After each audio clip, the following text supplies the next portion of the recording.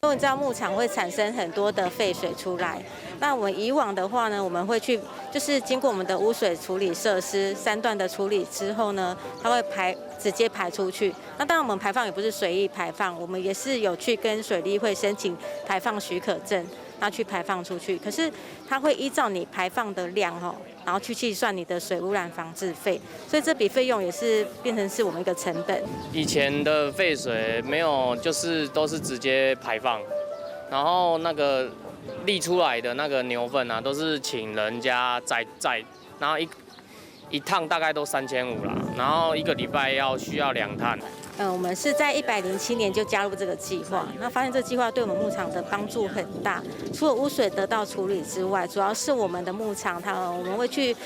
租用农地，然后来种植牧草，之后收割给我们自己的牛只吃，来减少成本。畜牧粪尿中含有氮、磷，这个可以作为那个作物的那个肥分元素。然后我们把那个粪尿中的那个尿畜牧的那个尿液，经过厌氧发酵成藻液藻渣之后，它这个肥分高、臭味低，可以施灌到农田，减少那个避免土壤酸化。掌握市政3分钟，台南进步向前冲。欢迎收看《市政3分钟》。台南市畜牧产业发达，而畜牧产业要有序经营，一定要重视环保。台南市环保局积极推动畜牧粪尿资源再利用，让畜牧废水转化为农地的养分，回归土地。环保署更大力支持补助购置藻渣藻液及运输车辆，提供免费集运及试灌服务，期盼更多农民加入，让环境更美好。接下来我们就来听听环保局长怎么说吧。台南市推动藻液藻渣的再利用的这样的一个计划呢，那基本上可以达到最基本的2个目的，一个是减少土地跟河川的污染，另外一个部分是藻渣藻液的这个肥分的再利用。那台南市呢，目前呢有188家的畜牧场呢去接受我们这样的辅导再利用的计划。那也因为推动这些计划，我们每年大概可以省下来了74万吨的水，同时呢也省掉了大概185万的操作费用。另外一个部分是因为不使用化肥了，所以呢肥料的钱呢也省下来，大概有580万左右。所以这样的一个节省的效益，再加上减少污染的效益呢，我想是值得推动的。所以我们也希望说，未来还有更多的畜牧业者呢，能够去加入我们这个藻液再利用这样一个计划的行列里面，让我们的台南市的畜牧业呢更发展，同时呢，我们的污染也可以更减少。接下来请收看中嘉新闻。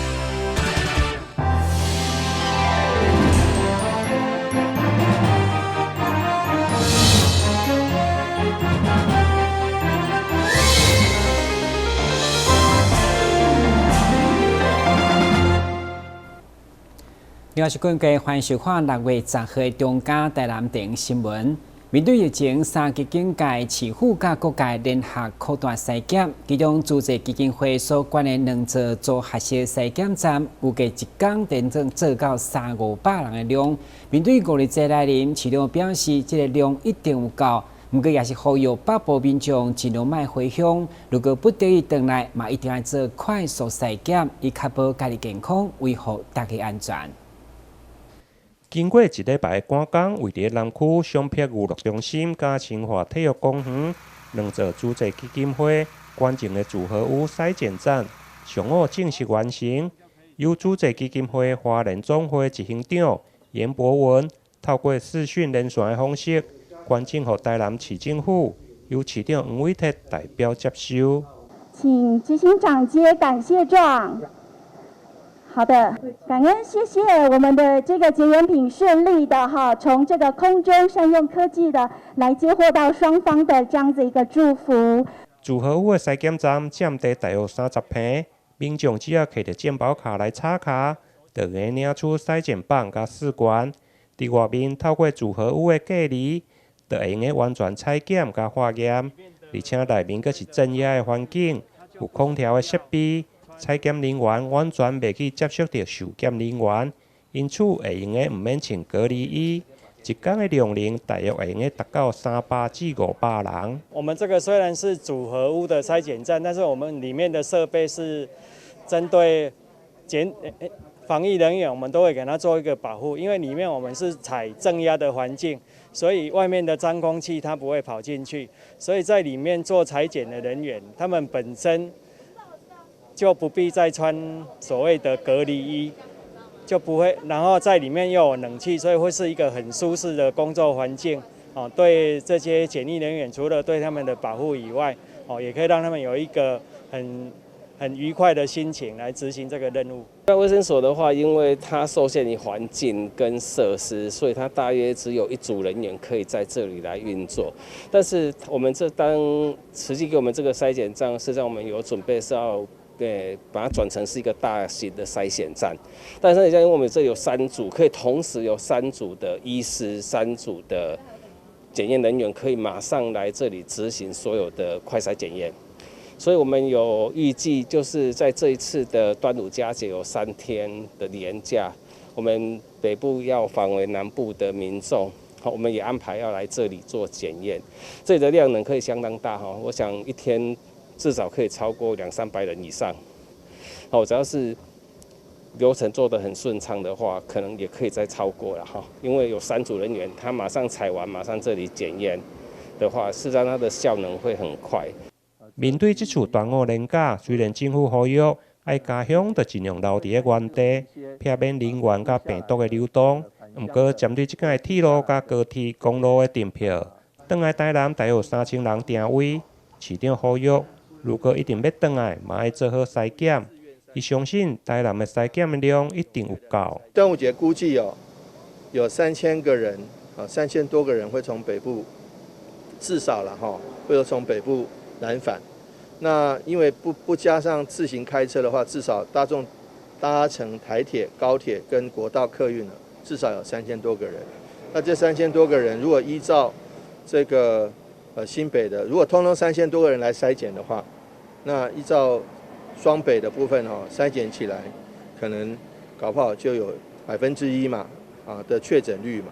那如果是这样筛检起来，搞不好就有30个人会找出30个确诊者，那这阻断了30个传染链这是很重要的。所以我们很希望说，当然最高原则是希望说大家不见得就需要在这个时候来返乡，因为在南部的阿公阿嬷、老爸爸、老妈妈，其实年纪都大了，抵抗力不是那么好。那另外一方面，这个自己如果是健康的，那可能在大众运输工具上，可能被传染，变成无症状的感染者也不一定。所以呼吁最高的指导原则是在这个时候在原地过节就好。但是如果真的不得不回来故乡的话，那也欢迎大家来利用这个筛检的功能、筛检站的功能来做筛检。我想对个人、对家人、对社会都是好事一件。主席基金会表示，目前全台协助10个县市，总共设立24座的筛检站，目前已经完成的有18座。未来如果各县市有需要，基金会嘛将开放净思堂来作为疫苗的施打站。台南新闻林跟刘品言采访报道。台南市各区的快速筛检站已经陆续启用，所以台南药师公会甲医师检验师公会嘛共同透过线顶直播来教大家如何完成快速筛检的流程。最近台南市各区扩大筛检站陆续来启用。6月9号下晡1点半，台南市药师公会甲医师检验师公会理事长共同透过线顶直播的方式来甲大家示范片讲的快筛流程，对快筛人员的装备甲快筛过程中所需要采集的鼻腔黏膜样本，拢有详细步数说明。我们今天所做的那个 COVID-19 的快筛，最主要就是说，因为有很多是没有症状的，第二个是隐形，没有症状是隐形的，所以说全部要做那个核酸去理 PCR 的话，真的有一点困难，所以我们才用这种快筛来做处理。那快筛的话，可以大众都可以来得很快，像从刚才这样包了鼻子之后， 5分钟之内就可以知道它是阴性阳性的。但是我们医师是可以做，但是我们旁边还有一个医师来做判定，到底是阳性阴性。透过这个直播的过程中，医师检验师工会理事长潘显堂替大家做一个完整的快筛流程示范。感谢台南市政府卫生局在这一次端午节呼吁所有返乡的民众跟游子都能够到快筛站去筛检你的那个新冠肺炎。那目前以台南市政府编列所有的预算来鼓励所有的人参与，那是免费的。我们也呼吁所有的台南市的游子或者市民能够尽量去筛选，快筛保护台南市，也保护你自己。药师工会理事长吴正明表示，这摆疫情对台湾各区的影响拢真大，拄好搁拄到肉粽节的连假，理事长要特别甲大家讲，若无紧急的需要，就先留伫咧原所在，尽量莫移动。如果若有必要一定要转去故乡的话，就要加利用筛检站。伫转去到厝之前，先确定家己是毋是 COVID-19 的阳性传染者，透过安尼来维持家人甲大家的健康。台南新闻刘品言您跟采访报道。现在每一个县市拢将传统市场的防疫列为重点项目，避免成为疫情的破口，并且持续无定期稽查。根据统计，目前台南市针对传统市场无实联制等缺失，已经开出50张的罚单，嘛再次提醒摊商甲民众非常时期一定要全力配合。各类这特别高，台南市政府持续关心传统市场防疫工作。根据经发局表示，目前117位公有甲民有市场拢已经推行 QR code 实联制。不过，经过稽查，有人发现有部分摊商并无依照规定，所以总共开出50张罚单。市府再次提醒摊商甲民众一定要全力配合。凡是如果没有落实实联制的部分，我们就会依照传染病防治法处以3000元到15000元以下的这样的罚款。那我们跟各位报告，从520开始，我们对于每一个市场呢，已经进行了相当多投入的宣导，以及包括这样子的一个稽查。我们总共已经投入进去了将近1600人次。那当然也谢谢那包括警察局、包括民政局的各单位的大家共同的协调。那到目前为止，我们已经开出了50张的罚单那我想开罚单不是我们的目的，我们是希望透过这样的一个宣导，民众他自我的意识的提升，希望每一个市场、每一个市民都可以一定要记得戴口罩，那么要实联制，更重要也要记得大家一直在提醒的分流。当市场里面人太多的时候，请你务必缓一点再去，隔天再去。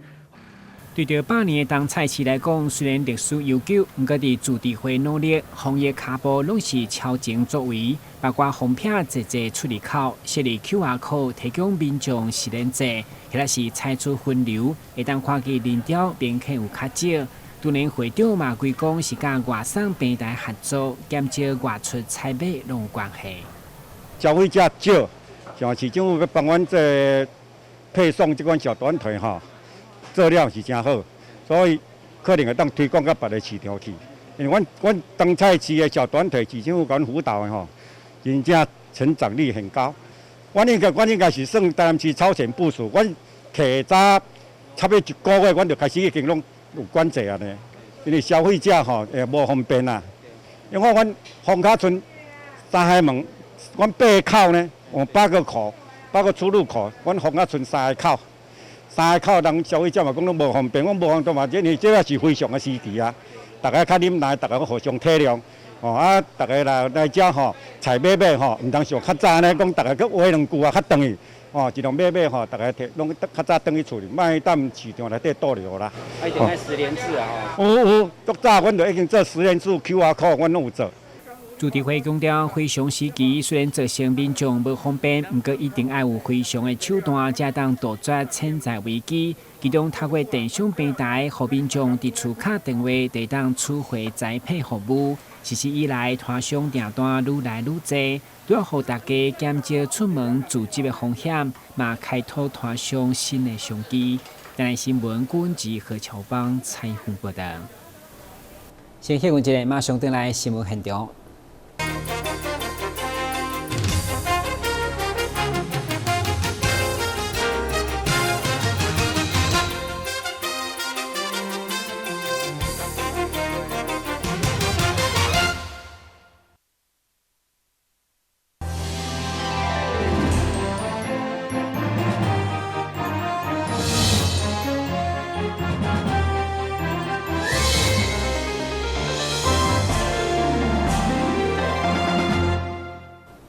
开车出外停车必然是一大问题，而且一般的民众甲新众朋友的需求嘛无相同。对新众者来讲，除了现有停车位不足，到方便停嘛是一大考量。目前西门路一段761巷内，高龙局都有开辟一个免费停车场，不只增加新众朋友停车方便，嘛希望进一步推广无障碍空间，让台南成为实实在在友善城市。一般民众要去保安路、甲国华街吃美食，停车就足困难。更莫讲肢体障碍朋友。不过现在高龙局伫过一条巷仔附近，也是西门路一段761巷内，开辟一位有74个价位的机车免费停车场，同时放宽法律规定，维设2个新众车位，加上价位的空间较大，方便新众朋友将车落车，感觉足踏实。桥倒摆要驶车的时阵，拢无路人好停啊！无路人好停，即摆你若有即个停车场起来了后，大家可以维持那个保安路跟国华街的繁荣。疫情以后，也许这里就会有很多人停车，因为无车唔知要停对，只有家停的会当去说很近啦。这是地缘关系一个很棒的地方。市政府在设立了很多机车的停车场或是汽车的停车场呢，都能在考虑到我们身上朋友的一个便利性哈。因为身上朋友的一个身上专用停车位，对我们身上朋友来讲非常的重要。政府基本上有规定2%哈，100个要2个的那个身上停车位。我们非常感谢我们台南市政府，我们交通局也有特别放宽哈，不止因为都超过2%了哈，因为有时候它即使50格，它也会有增设2格的身上停车位哈。这是我想是市政府对我们身上朋友特别考虑到的一点。因为我们平常也一直在注重这个无障碍环境的设施尤其我们市长黄伟哲现在这几年呢，在广设我们台南市闹区里面的很多的停车场哦。肢体障碍朋友出外交通方便，绝对是考量的重点。若好停车，有友善的无障碍环境，伊嘛希望会当靠家己的力量出外。所以包括大众运输班处、顶下卡的改善、人行道甲无障碍坡道等等，一般民众嘛替因发声，认为一定要加强友善的环境，互因共款好行。其实更多的身障朋友会想要透过汽机车来出外达成，因为不是所有的身障朋友其实都非常需要每个人的帮忙，或者是需要家人或朋友借助，他们其实可以靠自己的力量走出来。那如果在一般的停车位设置不足的话，有这个身心障碍停车格，对他们来说其实是很便利。那对于他们来说，也可以减少那么多的负担。那除了这个之外，我们也希望说，在骑楼地的高低落差之下，还有各种无障碍坡道、斑马线还有更甚至于说，他们在行走于斑马线上的话，行人穿越耗资的时长可能需要为他们增加多一点的时间，那我们可以更安全的通过路口。身障停车位，赞啊！台新闻军及何乔邦采访报道。三溪天华工程接近完工，面对日前的好大雨，中华艺术可以在海航园拢无饮水，嘛师生感觉相当欣慰。校长张新超特别宣示三溪丰盛道路，对着中央甲市府合作整治表达感谢。每当5月开始的梅雨季节，也是台南的顺期。过去只要是拄到风台，或者是大雨，宁德交流道周边附近时常会传出淹水。大部分的原因，拢是因为三明溪泛滥造成。而中华艺术大学就位伫咧三明溪边啊，所以只要三明溪泛滥，校方就首当其冲。经过校方甲地方的努力争取，防洪治水改善，现在也终于有了具体的成果。汛期又要来了哈，那其实仁德地区如果大雨，这个三爷溪都会泛滥。然后在那一边做了一个滞洪池，但是这一案呢，因为提案不够高，所以我们争取第6河川局，总共编列了19亿，整个做这么高哈，大概到我胸部这么高哈的提案工程已经全部完工，而且有一个防汛道路。由第6号船局以及台南市政府失手编列19亿经费进行的三亚溪防洪工程，目前工程也已经完工，而且为了会当更加改善水患，校方也关闭好第6号船局建设抽水站。另外又有2亿的抽水站，就在这里，这里就抽水站。我们学校5场提供土地给第6河川局做抽水站。那现在那一边，等一下我们可以去看哈，那边区域排水也在做这个2亿的工程，所以这样就21亿多哈。这里还有一个更伟大的工程，其实对整个南关县都是很重要，因为南关县要到台南，都到仁德交流道去台南。其实这里仁德的胜利路，通过高速公路，通过志洪池，就一条道路，15米的道路，从高架跨过来，就不用经过仁德交流道，仁德交流道会堵车，这直接跨过来就不会堵车。好，这里有一条道路，然后从这里通到文华路3段，通到安和路，仁和路，所以这里是一个台南这一条有16.2亿，我们非常感谢市府。这个其实从赖清德市长代理市长到现在的黄伟哲市长很重视，那已经规划设计完成，现在要编列预算发包施工中。这里整个做起来，我们现在不止不会淹水而且会有一个